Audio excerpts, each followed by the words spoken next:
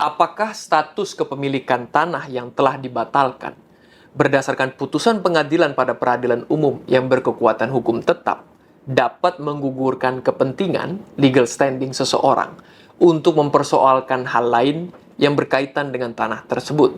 Pasal 53 ayat 1 Undang-Undang Peradilan Tata Usaha Negara mengatur bahwa seseorang atau badan hukum perdata yang merasa kepentingannya dirugikan oleh suatu katun dapat mengajukan gugatan tertulis kepada pengadilan berisi tuntutan agar katun yang disengketakan itu dinyatakan batal atau tidak sah. Penjelasan undang-undang tidak menjelaskan lebih lanjut makna kepentingan.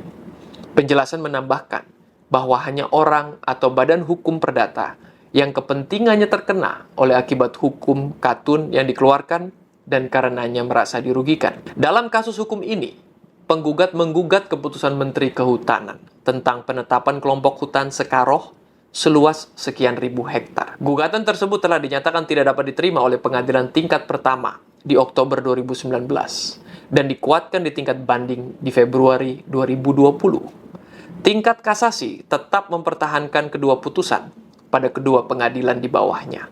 Judex Juris dalam pertimbangan hukumnya melalui putusan nomor 380K/Tun/2020 pada prinsipnya mengatakan bahwa penggugat tidak lagi mempunyai kepentingan hukum legal standing untuk menggugat karena alas hak untuk mengajukan gugatan termasuk buku tanah masuk sebagai barang bukti tidak pidana yang telah berkekuatan hukum tetap dan dikembalikan kepada kantor pertanahan untuk dilakukan pembatalan sertifikat.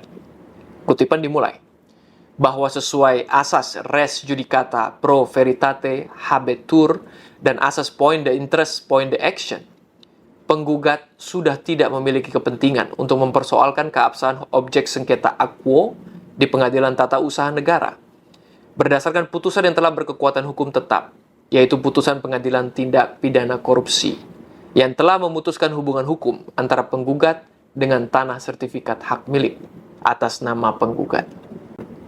Bahwa dengan demikian, menghapuskan kepentingan penggugat untuk membela, mempertahankan kepemilikan tanah sertifikat hak milik, sehingga penggugat tidak memiliki kepentingan menggugat. Kutipan ditutup.